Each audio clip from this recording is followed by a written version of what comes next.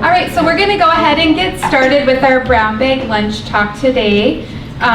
We just want to thank Dennis Anderson for sponsoring these monthly events in this series.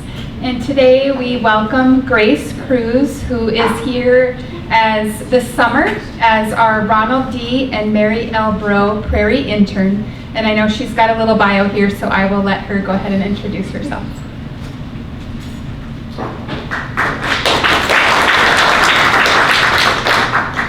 Hello, my name's Grace Cruz once again. I'm from Fremont, Nebraska, and I go to school at Wayne State College. I'm going into my junior year there. At Wayne, I study plant biology, ecology, and range management. And today I'm going to talk about how Iowa's tall grass prairie was formed. So first we're going to take a few steps back, and we're going to look back about 100 million years ago. And this is when Iowa was covered in the western interior sea. So this western interior sea lasted for about 34 million years into the early Paleocene. So right here we can see the beginning of Earth, which is about 4.6 billion years ago. And then we work our way all the way up to the Cretaceous and then into the Paleocene. So this small inland sea was very shallow, only reaching about 2,400 feet deep. Compare this to the Atlantic, which is 28,000 feet deep. This split North America into two large islands called the Laramida to the west and then the Appalachia to the east. Many species of animals lived in this small inland sea, and some of them were bony fish, sharks, marine reptiles such as mosasaurs and plesiosaurs, and birds and mollusks. So we still can see the western interior sea today, and one of the places that you can see it is Monument Rocks in Grove County, Kansas. So this is a accumulation of photosynthetic algae. So this was formed about 80 million years ago, and found near Monument Rocks were fossils such as mosasaurs, pterosaurs, and fossilized fish. There's also another formation in Colorado, which is called the Laramie Formation. And this is the result of deposits on coastal plains and swamps along the shoreline of the western interior sea. And this is where some of the first dinosaur fossils were found in Western America. And it's really known for its good plant fossils. So we also can see this in fossils here in Iowa and Nebraska and along the Midwest. The most common fossil is the one on the left right there, which are brachiopods. These are not related to clams at all, even though they look very much like a clam. They're very much older. You can find fossils that are 500 million years old, and they were here before the western interior sea. So I'm going to pass out a couple of these. This one was found here at the museum, and it's the brachiopod, and this one ages about 375 million years ago. So I'm going to pass this around, and you guys can just look at it. So it's just, you have to really look in there and see the fossils, but you can pass those around. And these brachiopods still can be seen today. They are found in deep, cold northern oceans, so they're really rare to find. So then the next fossil I'm going to talk about is about 90 million years old, and I found these in Nebraska along a creek. These are mollusks and clam, and these were very abundant in the Cretaceous period in the western interior sea.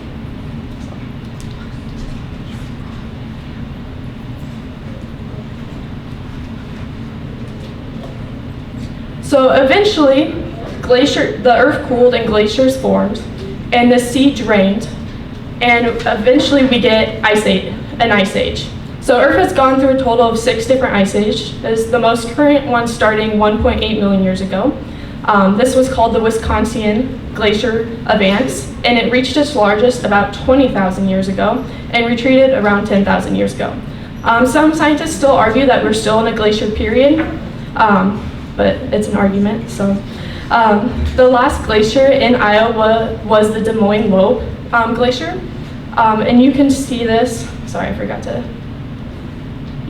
you can see this right here. So this right here is the Des Moines Lobe. And this did a very crucial thing for the prairie. It made the pothole prairie landscape. So it left deposits and depressions in the landscape, and these now play a crucial role in wetland ecosystems. And they provide the wetlands for the prairie. So after glacial retreats, we get the formation of Loess Hills, which I know from Iowa, you're probably very familiar with this. So the dirt is ground up into small particles, and then when the glaciers melt, this creates huge wet mud flats. And eventually these mud flats dry out, and wind picks up all the dust, and they form dunes. These dunes eventually have vegetation, which stabilizes the dunes. And this is what we see today as the Iowa loess.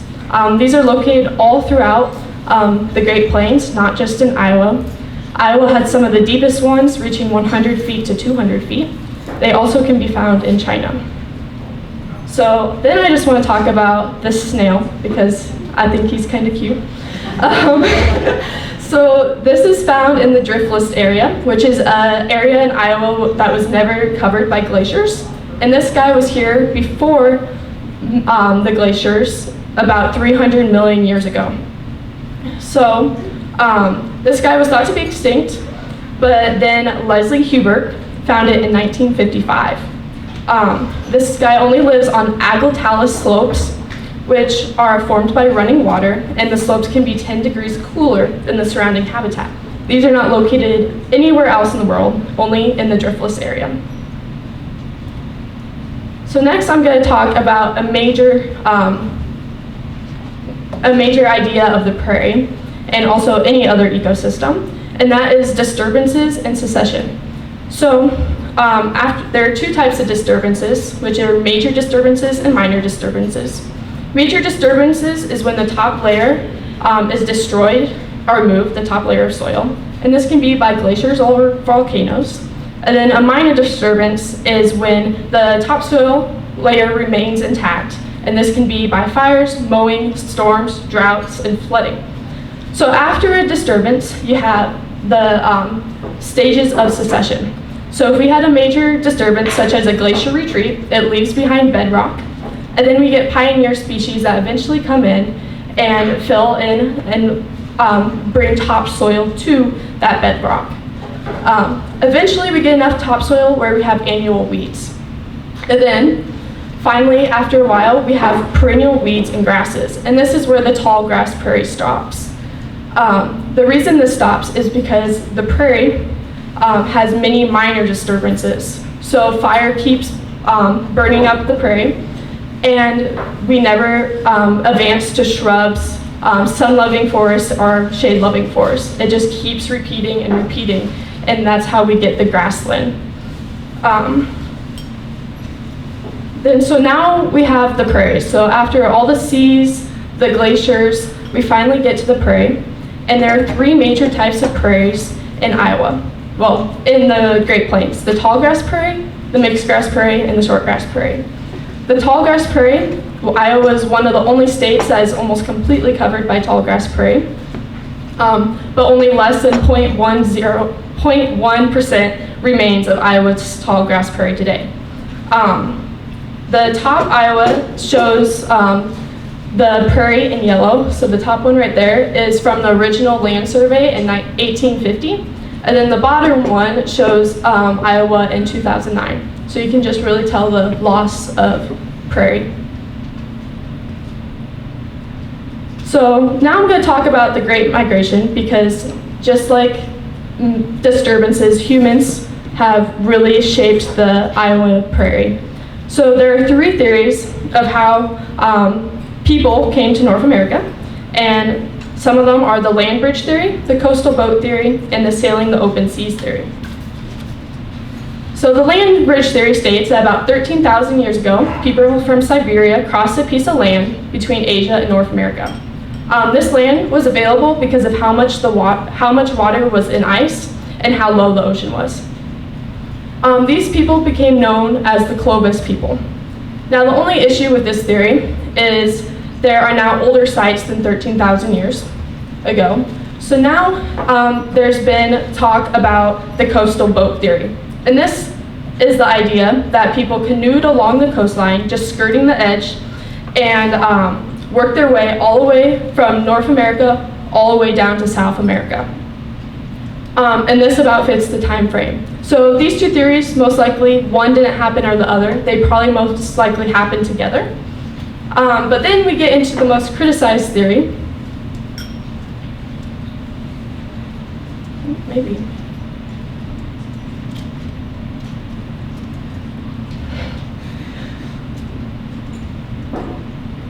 Okay, then we get into the most criticized theory of the coastal boat theory. And this states that people cross the ocean from Australia and South Africa by a Polynesian-style boating. So this came about because a scientist did work doing genetic tracing in Amazon tribes, and he found that there's a population of people in these Amazon tribes that had a faint trace of Australian ancestry. The only issue with this is that this was scattered through the Amazon. So if they did sail from Australia to South America, it would be thicker along the west coast of South Africa, and then it would thin out on the east coast. And also an issue with this is that the ocean was much tougher to sail in. Even modern boats would have trouble sailing in the ocean back then. So now we work our way. Eventually we get into Native American populations. Native Americans did a very good job of shaping the prairie. A lot of times they did prescribe burns, just like we do today, to attract bison. We also then get to Western expansion. Western expansion shaped the prairie a lot. They came through on Santa Fe trails and Oregon trails, and they tilled up the land. Now, today we see that there are many benefits of the prairie. Prairie can offer grazing and haying for agriculture protection. Visitors can come to the prairie, hunt, fish, and view wildlife. They can continue to use prairies as medicine and food resources, and the prairies break down rich organic matter, making the soil better. They also have a good water holding capacity and is habitat for wildlife. So now people are starting to use old terraces and farming to plant prairie strips, and these provide a reduction in sediment loss per phosphorus and nitrogen runoff. So with all these benefits, people have started to restore and manage the prairie. The goal of a restoration of a prairie is not to get it back to its original state, because that is almost impossible, but is instead to bring back a working ecosystem. When restoring a prairie, there will be lots of management, and this includes reseeding, burning, removing invasive species. Today there's a total of 19 invasive plants in Iowa, and we're going to talk about the three main ones that we have in our prairie. So this one is purple loosestrife. Purple loosestrife can be spread by seeds and stem fragments. It was originally brought to North America by settlers in the 1800s for ornamental uses because of how beautiful it is, and then also for honey making uses because it changes the taste of honey. This is grows in wetlands, and it reduces native wetland plants. And then we get into reed canary grass. And this invasive species was brought over to try and control purple loosestrife. Obviously that didn't work. This has also been used for erosion control along rivers. It's very good at that because it creates a thick, dense mat. And it also obviously grows in wetlands. Now the third main invasive plant we have here is crown vetch. And so this was planted as a cover crop for the highway development. So you'll see it a lot of times along roads because it was planted for erosion control. It was praised because of its fast growth and drought tolerance, but obviously it's now invasive. And it was named this because of the crown-shaped flower. Now we're going to get into some native plants, and these are some of my favorite native plants of the prairie. And the first one is going to be cup plant. So this is called cup plant because of its cup holding leaves. It holds water for insects, birds, and amphibians. It can grow about 10 to 12 feet and live for 20 to 100 years. The resin was used by Native American children as gum, and the resin also smells of turpentine. So the next plant we have is related to the plant and is very similar. It's called compass plant. And this is called compass plant because it is used for finding directions by pioneers and Native Americans. The leaves face north-south. So when you look at it, the leaves are oriented north-south and then face east and west. So they use this to try and find direction. It also can be used as gum and can grow 10 to 12 feet tall and live to 20 to 100 years. And the last plant in this family is prairie dock. So just like compass plant, it can use its leaves to find directions, but it only grows 5 to 9 feet tall. And it also has something very interesting, and that's called plant air conditioning. So on a hot day, if you touch one of its leaves, it's going to be cool to the touch. This is because it takes water from the groundwater, which is at least 50 feet below, takes it up to its root, and cools the plant down. This helps it prevent water loss, which is very important in the dry prairie. And then this is one of my favorites. It's a very pretty flower. This is called yarrow. It's also called the nose bleeding plant. So in the Civil War, they used this to help stop bleeding. The only issue with it is that if the wound is too deep, it will only heal like the top part, so it leaves infection below, but it actually works pretty well. So, and this has, you can tell it by its feather-shaped leaves, and yeah. And the next plant I'm going to talk about is a very common ornamental plant. Here we mostly have pale coneflower, but there's also some regular coneflower. It's used in many vitamin supplements today, so you can see it in stores and buy it as a vitamin C supplement. Native Americans also used it as a numbing tool. So if you take a little seed from the seed head and you place it on the tip of your tongue and you hold it there for a little bit, you'll feel kind of like a tingling sensation, and that's like the numbing doing its job. So the next plant I'm going to talk about is butterfly weed. So this is kind of a confusing name because the main pollinators of butterfly weed is not butterflies, they're actually wasps and bees. Native Americans harvested fibers from the dried stems and made them into ropes and used them into weaving cloth. Also, many tribes use various parts of the butterfly weed as food. This now today is used in many garden beds because of its vibrant colors. A lot of times though, it takes about 3 years to bloom. So if you plant it, it will take a while to finally bloom. And this one, probably we have a lot of it on our prairie, and this is called rattlesnake master. So it was called rattlesnake master based on the belief that it could cure rattlesnake bites. This was a belief both by pioneers and Native Americans. The scientific name yucca folium means yucca leaf, but it is not a yucca, even though if you look, it looks like it. The fibers were also used in ancient shoemaking, making it in Great Plains tribes. Now we're going to talk about grasses because it's a tall grass prairie, so some of it is grasses. And this is little blue stem. So little blue stem will be blue when it's young, and eventually it will turn into pretty red fall color in the fall. So this is used a lot of times as an ornamental because it's a bunch grass. So it grows in a bunch, while most grass grows in like a dense mat. And this is also a favorite of mine because it's Nebraska's state grass. So yeah.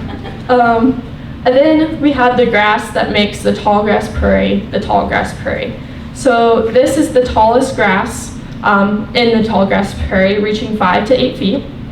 It's also named turkey's foot because the seed head looks like a turkey's foot, and the seed head can have 3 to 5 prongs. Its life expectancy is over 20 years.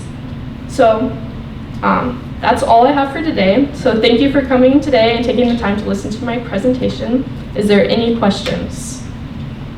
Yes. When you say that the lifespan is 20 years, does that one plant live for 20 years? Yes, so yeah, they grow in bunches and they can live for over 20 years, yeah. Have you tried chewing the cut flower Resin? resin as gum? No, I haven't, but if you go out in the prairie, you can see it like, the plant's all sticky, so you can see it, but no, I've never tried it. I have heard that with the purple cone, is that the one that numbs your tongue? That you can use that if you have a toothache. That probably, yep, that probably most likely works, yeah. So, any other questions? Can you tell people what you've done with the beetles for the purple loosestrife? Oh yes. So purple loosestrife is kind of a nuisance to get rid of. It's so close to the wetland, you don't want to spray it, but sometimes you have to. So we, me and Tim, tried to release purple loosestrife beetles, and these are supposed to chew the plant up and lay larvae that then make the leaf into like a skeleton. This way the plant can't produce seed. What we kind of been finding out is that this will probably take a couple more years. There's a lot of purple loosestrife out there right now, but we'll wait and see what happens. So.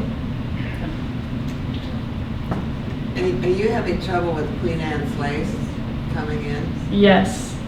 Would you just dig it? I mean, we're having trouble with that in August. Digging them out. Yeah, I kind of found that when you trim it, more seed heads come up. It's a biannual, so next year it probably won't be as bad. I would say probably the best way to remove it is to spray or dig it. Yeah. You're not worried about the beetles spreading to not purple loosestrife? So these beetles have been released in Iowa probably, I think, like 1980, and they haven't taken over yet. But they also don't overwinter well, so you don't really have to worry about them spreading because they're most likely going to die in the winter. And they also, there's really no other plants in the purple loosestrife family, so there's not, at least not here in North America. So they're most likely not going to spread to another plant. So. What was, I can't remember the grass that was invasive?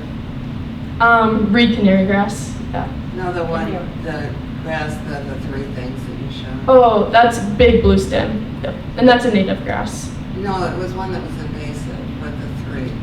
Canary grass. Canary grass. Yep, yeah. Why are they planting that in prairies then? Well, there was a big movement to, when we got these invasive plants, to try and control them with other plants.